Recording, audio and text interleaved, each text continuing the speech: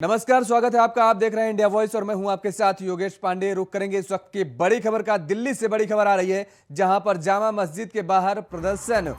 जुमे की नमाज के बाद लोगों ने प्रदर्शन किया है। नुपुर शर्मा के खिलाफ विरोध प्रदर्शन किया गया है। जामा मस्जिद के बाहर यह प्रदर्शन किया गया है दिल्ली में। नुपुर शर्मा की गिरफ्तारी की मांग को लेकर के प्रदर्शन किया है लोगों ने।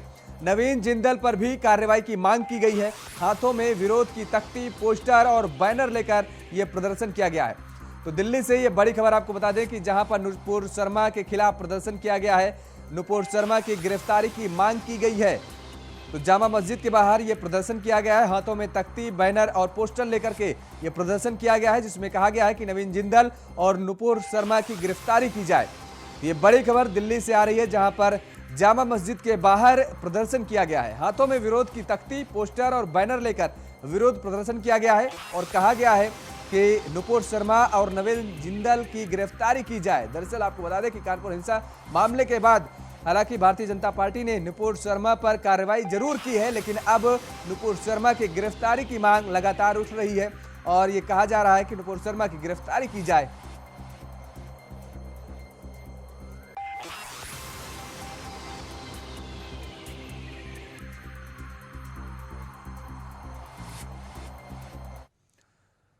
उत्तर प्रदेश के सहारनपुर से खबर है, जहां पर जुमे की नमाज के बाद प्रदर्शन किया गया। मुस्लिम समुदाय में नुपुर शर्मा के खिलाफ आक्रोश देखने को मिला है। नुपुर शर्मा की गिरफ्तारी की मांग को लेकर प्रदर्शन किया गया। नुपुर शर्मा के विरोध में सड़कों पर लोग उतरे नजर आए। नगर कोतवाली इलाके में जामा मस्जिद का ये पूरा मामला है, जहां पर नुपुर शर्मा के खिलाफ नारेबाजी की गई, नुपुर शर्मा की गिरफ्तारी की मांग की गई। आपको बता दें कि दिल्ली से लेकर के उत्तर प्रदेश तक लगातार विरोध प्रदर्शन किया जा रहा है। जहां एक तरफ दिल्ली में जामा मस्जिद के बाहर विरोध प्रदर्शन देखने को मिला, तो वहीं सहारनपुर में भी जामा मस्जिद के बाहर विरोध प्रदर्शन किया गया। ये नगर कोतवाली इलाके का पूरा मामला है, जहां पर नुपुर शर्मा के खिलाफ विरोध प्रदर्शन किया गया। नुपुर शर्मा की गिरफ्तारी की मांग की गई। जुमे की नमाज के बाद यह प्रदर्शन देखने को मिला है। हालांकि पुलिस चाक चौबंद व्यवस्था बनाई हुई है, लेकिन बावजूद इसके ये विरोध प्रदर्शन देखने को मिला है। तो उत्तर प्रदेश में भी अब नुपुर शर्मा के खिलाफ आवाज उठ रही है। और इसी खबर पर ज्यादा जानकारी के साथ हमारे सहयोगी शरद कुमार हमारे साथ जुड़े हुए फोन लाइन पर। शरद, जिस तरीके से सहारनपुर में ये विरोध प्रदर्शन देखने को मिला है नुपुर शर्मा के खिलाफ, खबर पर और क्या कुछ जानकारी है? ये देखिए, मैं आपको बता दूं कि पश्चिमी उत्तर प्रदेश में सहारनपुर जो है मुस्लिम बाहुल्य क्षेत्र में गिना जाता है और यहाँ पर जो दारुल उलूम देवबंद है उसकी भी बात को जो है वो सिर माथे पर लेकर जो है मुस्लिम समुदाय के लोग चलते हैं। इसी बात को लेकर जो है आज नुपुर शर्मा के खिलाफ जो है जुमे की नमाज के बाद जो है नारेबाजी की गई है, अल्लाहू अकबर के नारे लगाए गए हैं। नुपुर शर्मा की गिरफ्तारी की मांग भी जो है मुस्लिम समुदाय के लोगों के द्वारा की गई है, लेकिन ये इस नारेबाजी को और इस प्रदर्शन को शांतिपूर्वक प्रदर्शन भी कहा जा सकता है, क्योंकि किसी भी तरीके की उग्र भाषा का जो है उपयोग जो है मुस्लिम समाज के लोगों के द्वारा नहीं किया गया था। ये मान लिया जाए कि योगी सरकार में जिस तरीके से पुलिस प्रशासन ने सुरक्षा व्यवस्था के चाक चौबंद पूरी तरीके से कड़े बंदोबस्त जो है वो नमाज के बाद के किए गए थे, नमाज से पहले के किए गए थे, तो उसका असर भी जो है कुल मिलाकर यहाँ पर देखा जा सकता है। लेकिन नुपुर शर्मा के खिलाफ पश्चिमी उत्तर प्रदेश में सहारनपुर में प्रदर्शन होना एक बड़ी बात है। जी बिल्कुल शरद, लेकिन इस दौरान जिस तरीके से आपने बताया कि अल्लाहू अकबर के नारे लगाए गए और इसके साथ ही नुपुर शर्मा के खिलाफ ये जो आवाज़ उठती नजर आ रही है, ऐसे में क्या कुछ मांग की जा रही है और पुलिस प्रशासन की तरफ से क्या कुछ व्यवस्थाएं की गई हैं चाक चौबंद?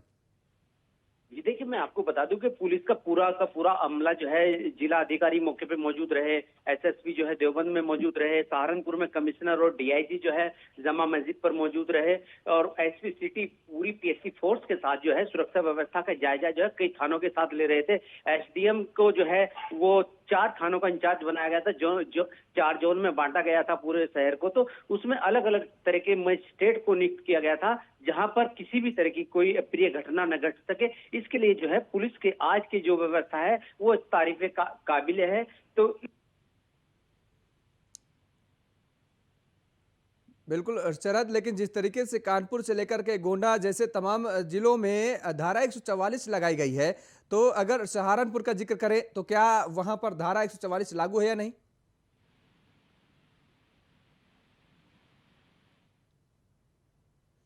चलिए फिर से जुड़ने की कोशिश करेंगे सरहद से और जानेंगे पूरा मामला। नुपुर शर्मा की गिरफ्तारी की मांग को लेकर के ये प्रदर्शन किया गया है। आपको बता दें कि सहारनपुर का ये पूरा मामला है, जहां पर नुपुर शर्मा के खिलाफ नारेबाजी की गई और वहीं गिरफ्तारी की मांग की गई, कार्रवाई करने की बात कही जा रही है। हालांकि पुलिस प्रशासनिक अमला पूरा वहां मौजूद रहा और ये पूरा जिस तरीके से आप आंदोलन देख रहे हैं नुपुर शर्मा के खिलाफ की तस्वीरें हैं, जो कि ये कहा जा रहा है कि नुपुर शर्मा के खिलाफ कार्रवाई की जाए और नुपुर शर्मा की गिरफ्तारी की जाए। तो ऐसे में जुमे की नमाज के बाद ये प्रदर्शन देखने को मिला। हालांकि शांतिपूर्ण प्रदर्शन ये पूरा रहा।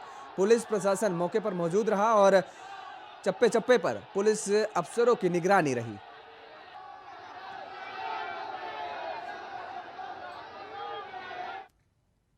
मुरादाबाद में भी नमाजियों ने प्रदर्शन किया। नुपुर शर्मा और नवीन जिंदल की गिरफ्तारी के लिए प्रदर्शन किया गया। मुरादाबाद के मुगलपुरा इलाके का यह पूरा मामला है, जहां पर नमाजियों ने प्रदर्शन किया है। नुपुर शर्मा और नवीन जिंदल की गिरफ्तारी के लिए प्रदर्शन किया गया है। नुपुर शर्मा और नवीन जिंदल की गिरफ्तारी की मांग की गई है। नमाजियों ने नारेबाजी की। मुगलपुरा इलाके का यह पूरा मामला बताया जा रहा है, जहां पर यह प्रदर्शन किया गया है।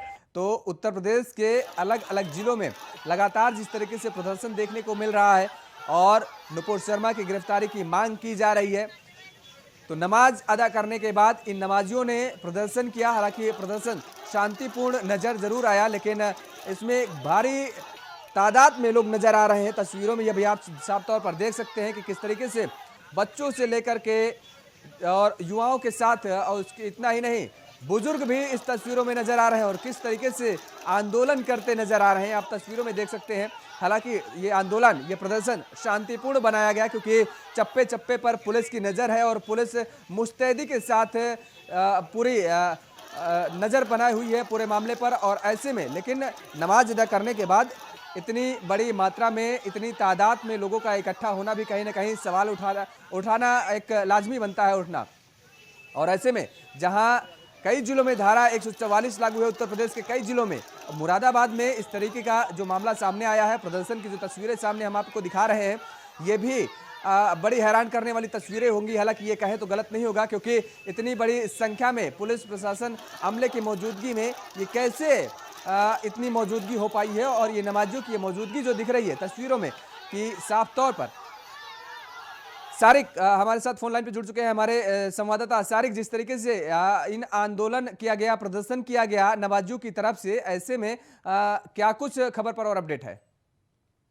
देखिए, सबसे पहले मैं आपको बता दूं कि एक दिन पहले सोशल मीडिया पर ये ऐलान जो था, एक वायरल पोस्ट की जा रही थी, जिसमें भारत बंद का ऐलान किया गया था, जिसका खंडन खुद मुरादाबाद के शहर इमाम द्वारा किया गया था कि कोई भी मुरादाबाद बंद नहीं करेगा और कोई भी किसी भी तरीके का प्रदर्शन नहीं करेगा। उससे पहले एक दिन पहले शहर इमाम द्वारा मुरादाबाद की जो एक कमेटी है, उससे कुछ लोगों ने इकट्ठा होकर मुरादाबाद के सांसद एससी हसन के साथ एक ज्ञापन प्रशासनिक अधिकारियों को सौंपा था, जिसमें खुद प्रशासनिक अधिकारियों में एडीएम सिटी, एसपी सिटी अधिकारी मौजूद थे, जहां पर ये ज्ञापन इन अधिकारियों को सौंप दिया गया था और पूरी तरीके से आश्वासन दिलाया गया था कि आपके जुम्मे की नमाज के बाद मुरादाबाद में कोई भी प्रदर्शन नहीं करेगा। लेकिन उसके बावजूद भी भारी संख्या में लोग एक साथ इकट्ठा हुए हैं, जहां पर जो था एक गिरफ्तारी की मांग को लेकर प्रदर्शन किया गया और हंगामा कराया गया है। कहीं ना कहीं एक तरीके से भारी संख्या में लोगों को एक साथ इकट्ठा होना और वो प्रदर्शन की शक्ल में लोगों की भीड़ बदल जाना, ये कहीं ना कहीं एक अपने आप में बड़ी चौंकाने वाली बात है। जबकि कल शहर इमाम द्वारा भी साफ तौर से सभी मुस्लिम लोगों से और शहर के लोगों से शांतिपूर्ण व्यवस्था रखने की अपील की गई थी, शांति व्यवस्था बनाए रखने की अपील की थी, जिसके बाद खुद इस जगह जिस जगह सब प्रदर्शन चल रहा है, वहां पर खुद जिलाधिकारी, एसएसपी, एसपी सिटी और अन्य अधिकारी सारे मौजूद थे।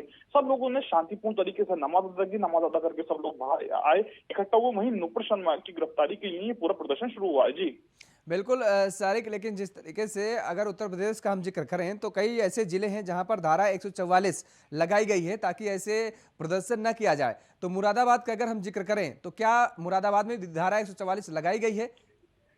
जी बिल्कुल, मैं आपको बताऊं, धारा 144 लगाई हुई है और प्रदर्शन की तरीके से साफ तरीके से जो था पहले ही मना कर दिया था मुरादाबाद के सपा सांसद ने, शहर इमाम ने और प्रशासनिक अधिकारियों ने भी लोगों से कल जो था संवाद भी किया था। कल खुद एसएसपी और डीएम जो था सड़कों पर उतरे थे, लोगों के बीच गए थे, मुस्लिम बहुमूल्य इलाकों में गए थे, शांतिपूर्ण व्यवस्था बनाने की अपील भी की थी। लेकिन उसके बावजूद आज जिस तरीके से लोग इकट्ठा हुए और जो एक प्रदर्शन की शक्ल में सारिक, बिल्कुल ये कहेंगे, लेकिन अगर यहाँ पर धारा 144 लागू है तो ये पुलिस प्रशासन पर भी कहीं ना कहीं बड़े सवाल, बड़े प्रश्नवाचक चिन्ह खड़े कर रहे हैं, क्योंकि इतनी बड़ी तादाद में धारा 144 लागू होने के बाद लोगों का जमावड़ा कैसे हो पाया? जी बिल्कुल, कहीं ना कहीं इसमें प्रशासन का फेलियर है, लोकल जो इंटेलिजेंस डिपार्टमेंट है उसका कहीं ना कहीं फेलियर कहना गलत नहीं हुआ, क्योंकि इतनी बड़ी संख्या में लोग इकट्ठा हुए और उसके बाद प्रदर्शन की शक्ल में पैदा हुआ। क्योंकि खुद जो था प्रशासन कल से जो है इस पूरे जो है लगातार मॉनिटरिंग कर रहा है। प्रशासन द्वारा व्यवस्थाएं की गई थी, लेकिन प्रशासन की जो व्यवस्थाएं थी साफ तौर से इस वक्त फेल दिखाई दे रही है, बिल्कुल, चलिए क्योंकि बहुत बहुत शुक्रिया मुरादाबाद के तमाम अंदर सारी बड़ी संख्या जानकारी में लोग देने के लिए इकट्ठा है। सारिक। तो ये तस्वीरें हम आपको मुरादाबाद के मुगलपुरा इलाके से दिखा रहे हैं, जहां पर नमाजियों ने प्रदर्शन किया और नुपुर शर्मा के खिलाफ जमकर नारेबाजी भी की और गिरफ्तारी की मांग की गई।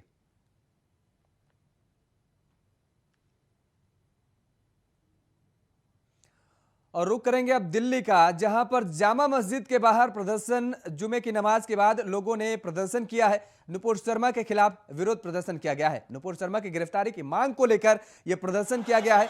नवीन जिंदल पर भी कार्रवाई की मांग की गई है। हाथों में विरोध की तख्ती, पोस्टर और बैनर लेकर यह प्रदर्शन किया गया है। तस्वीरों में आप साफ तौर पर देख सकते हैं, ये तस्वीर जामा मस्जिद के बाहर की दिल्ली की तस्वीरें हैं, जहां पर आप देख सकते हैं कि कितनी बड़ी तादाद में लोग वहां पर मौजूद हैं। ये जुमे की नमाज अदा करने आए थे और जुमे की नमाज अदा करने के बाद ये नुपुर शर्मा की गिरफ्तारी की मांग करते हुए भी नजर आए। हाथों में बैनर, तख्ती, पोस्टर लेकर के नवीन जिंदल और नुपुर शर्मा के खिलाफ कार्रवाई की मांग कर रहे हैं। तस्वीरें अपने आप में बयां करती हैं और बोलती हुई नजर आ रही हैं कि कितनी बड़ी तादाद में ये किस तरीके से प्रदर्शन हालांकि किया गया, वो शांतिपूर्ण प्रदर्शन किया गया, शांतिपूर्ण तरीके से किया गया। लोगों के हाथों में तख्ती जरूर नजर आई, प्रदर्शन करते हुए ये लोग आवाज जरूर अपनी बुलंद करते नजर आए, लेकिन कहीं ना कहीं एक ही जगह पर ये जामा मस्जिद के बाहर ही वहीं पर ठहराव यानी वहीं पर खड़े होकर के नजर आए हैं, वहीं पर आवाज लगाते नजर आए हैं। इस दौरान भी अगर पुलिस प्रशासनिक अमले का जिक्र करें तो लगातार चाक चौबंद व्यवस्थाएं बनाई गई हैं और चप्पे चप्पे पर नजर है, यहां तक कि ड्रोन कैमरों से भी निगरानी की जा रही है। और ऐसे में जिस तरीके से अब लगातार कानपुर हिंसा के बाद नुपुर शर्मा के बयान को लेकर के लगातार विवाद अभी भी थमने का नाम नहीं ले रहा, विवाद लगातार गर्माता जा रहा है और ऐसे में नवीन जिंदल और नुपुर शर्मा की गिरफ्तारी की मांग की जा रही है। हालांकि भारतीय जनता पार्टी ने अपनी तरफ से कार्रवाई जरूर कर दी है। नुपुर शर्मा और नवीन जिंदल दोनों को भारतीय जनता पार्टी की सदस्यता से बर्खास्त जरूर कर दिया है, लेकिन अभी भी इन आंदोलनकारी, इन प्रदर्शनकारियों का अभी भी ये मांग है, दरअसल इनका कहना है कि नुपुर शर्मा और नवीन जिंदल की गिरफ्तारी की जाए। जब तक गिरफ्तारी नहीं होगी तब तक ये रोष व्याप्त रहेगा। और ऐसे में एक बार फिर से आज जहां उत्तर प्रदेश में तमाम जगह अलग अलग प्रदर्शन करते हुए लोग दिखाई दिए, तो वहीं दिल्ली की ये जामा मस्जिद की तस्वीरें हैं, जहां पर लोग भारी मात्रा में, भारी तादाद में लोग एकत्रित हुए और अपने हाथों में बैनर, पोस्टर और तख्तियां लेते हुए लेकर के नजर आए। वहीं नुपुर शर्मा और नवीन जिंदल की गिरफ्तारी करने की मांग करते नजर आए। ये सीधी तस्वीरें हम आपको दिखा रहे हैं दिल्ली से, जहां पर जामा मस्जिद के बाहर लोग पहुंचे हैं, नमाज अदा किए, नमाज अदा करने के बाद अपना प्रदर्शन जाहिर करते हुए ये लोग नजर आ रहे हैं।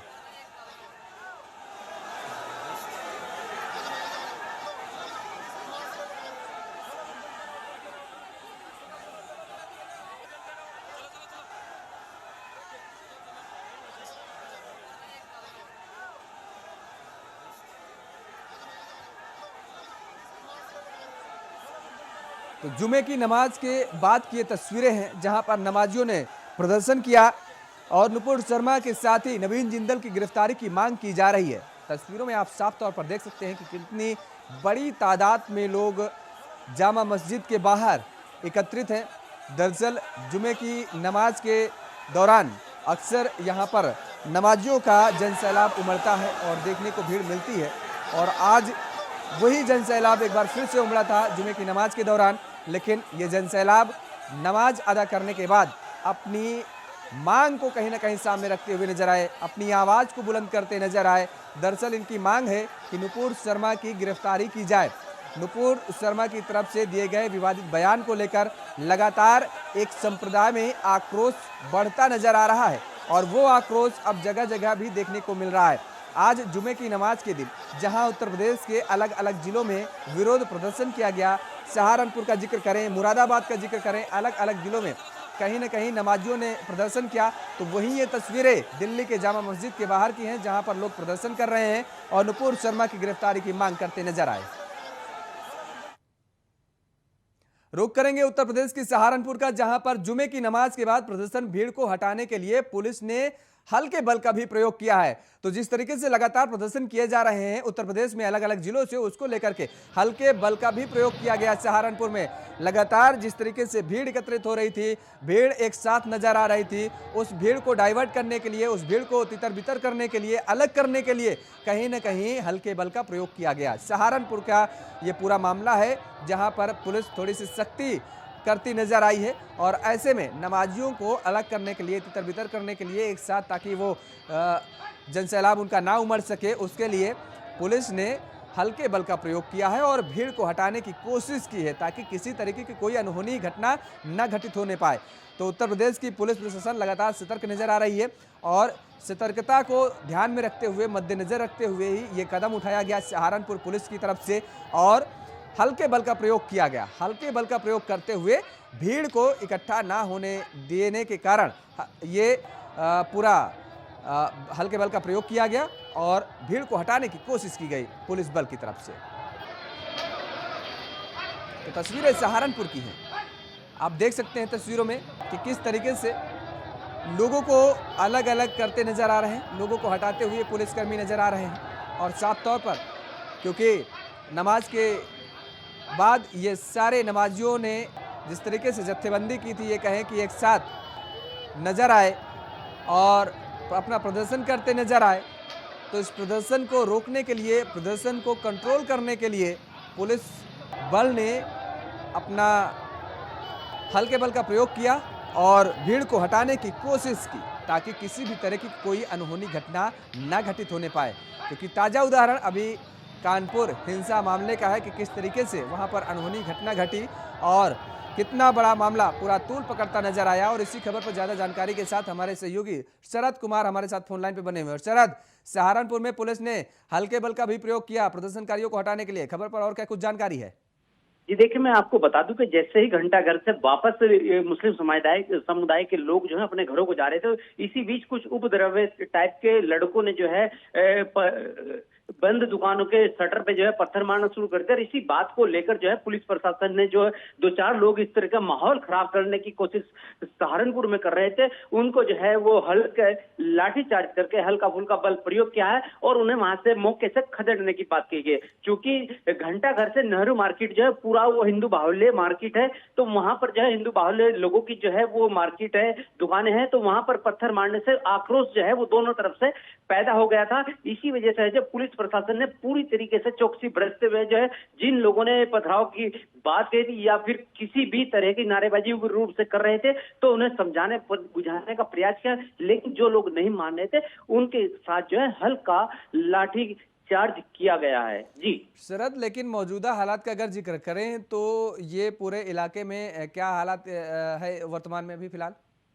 देखिए, पूरी तरीके से जो है आरएफ को बुला दिया गया है, दोनों साइड में जो मार्केट के जो है पुलिस फोर्स को तैनात कर दिया गया है और पुलिस के आला अधिकारी जो है मुस्लिम समुदाय के जो धर्मगुरु हैं, मौलवी हैं, मौलाना हैं, उनके साथ लगातार वार्ता कर रहे हैं और किसी भी तरह की जो है सहारनपुर का नाम जो है वो प्रदेश में या देश में खराब ना है, उसकी अपील भी जो है वो दोनों समुदाय के लोगों की तरफ से, अधिकारियों की तरफ से लगातार की जा रही है। और ये अपील जो है अब धीरे धीरे रंग लेती हुई नजर आ रही है, प्रयास जो है वो रंग लाता नजर आ रहा है, क्योंकि अब लोग जो है अपने घरों को लौटना शुरू हो गए हैं। जी चलिए, बहुत बहुत शुक्रिया तमाम सारी जानकारी देने के लिए शरद।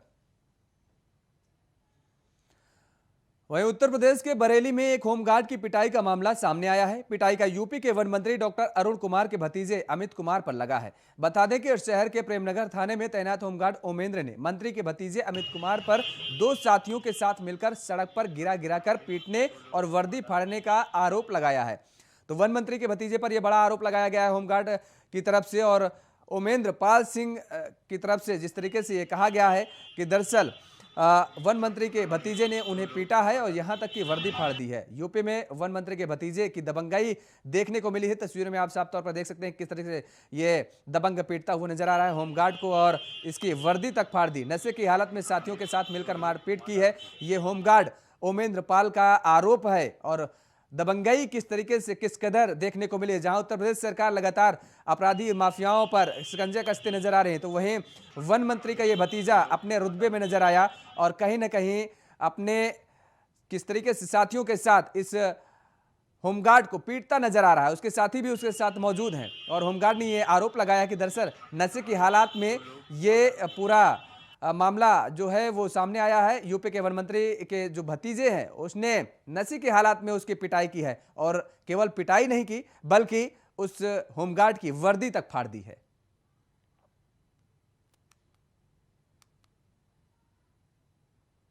उन्होंने चाय वाले पंडित को बुलाया। पंडित को बुलाने के बाद पंडित ने मुझे आवाज़ दी, तब मैं गया। फिर उन्होंने वही बात दोहराई कि प्रेमनगर से तू चाय पीने चला आया यहाँ। अच्छा। हाँ, तू अपना क्षेत्र छोड़ के चला आया। तो मैंने कहा भाई साहब गुनाह क्या कर दिया मैंने कहा मैं पैसे देता हूँ, चाय की फ्री नहीं पीता हूँ। मैंने कहा पंडित से पूछो। इसके बाद इसने गाड़ी खिड़की खोली और हमारी घूसा मारा। यहाँ वो अमित सक्सेना ने। कौन है ये माननीय मंत्री जी श्री अरुण कुमार जी का भतीजा है। अच्छा, कितने लोग थे, कितनी देर तक कैसे मारपीट? 3 थे, लेकिन मारपीट 1-2 ही ने की है। अच्छा, करीब 25 मिनट तक मेरे साथ मारपीट हुई। कोई बचाने नहीं है वहाँ पे? कोई बचाने में एक सब्बू थे जो नींबू व्यापारी हैं, वो बचाते रहे, लेकिन बचाने में माने नहीं। करीब 25 मिनट तक मेरे साथ मारपीट हुई। उन्होंने चाय वाले पंडित को बुलाया। पंडित को बुलाने के बाद पंडित ने और इसी खबर पर ज्यादा जानकारी के साथ हमारे सहयोगी सनी गोस्वामी हमारे साथ फोन लाइन पे बने हुए हैं। सनी, जिस तरीके से ये पूरा मामला आया है, वन मंत्री के भतीजे ने मारपीट की है, वो भी होमगार्ड के साथ मारपीट की है। ऐसे में जिस तरीके से कानून व्यवस्था को दुरुस्त करने के लिए योगी सरकार एक तरफ लगातार ठोस कदम उठाती नजर आ रही, ऐसे में मंत्री के भतीजे का ये मामला पूरा आया है, क्या कुछ पूरा मामला है और अब तक क्या कुछ संज्ञान लिया गया है मामले पर? जी, मैं आपको बताना चाह रहा हूँ, ये बरेली में एक मामला सामने आया है जिसमें कि एक युवक ने होमगार्ड को मारा है और काफी मारा है, जिसमें कि एक वीडियो वायरल हुआ है। ये डेला पीर का मामला है। ये आपको बता दूं, जो मार रहा था वो अपने आप को जो वन मंत्री हैं अरुण कुमार, उनका भतीजा बता रहा था।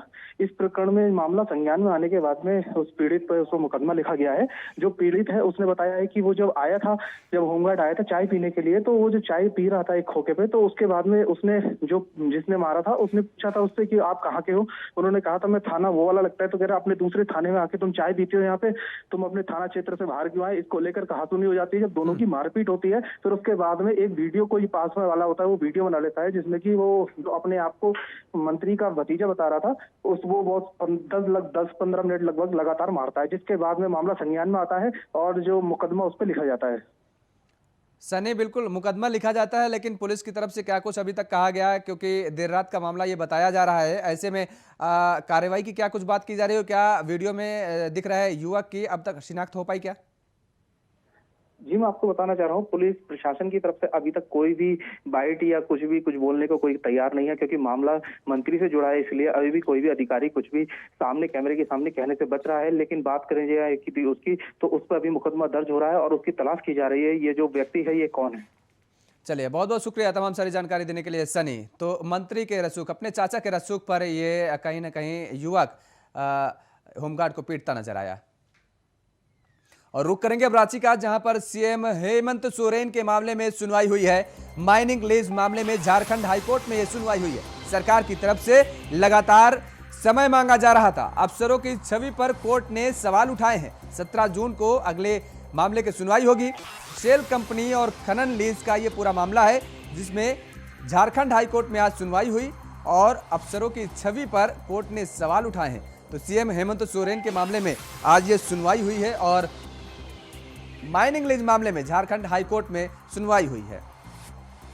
और इसी खबर पर ज्यादा जानकारी के साथ हमारे सहयोगी राकेश कुमार हमारे साथ फोन लाइन पे बने हुए हैं। राकेश, जिस तरीके से आज हेमंत सोरेन के मामले में ये पूरी सुनवाई हुई है, क्या कुछ खबर पर अपडेट है?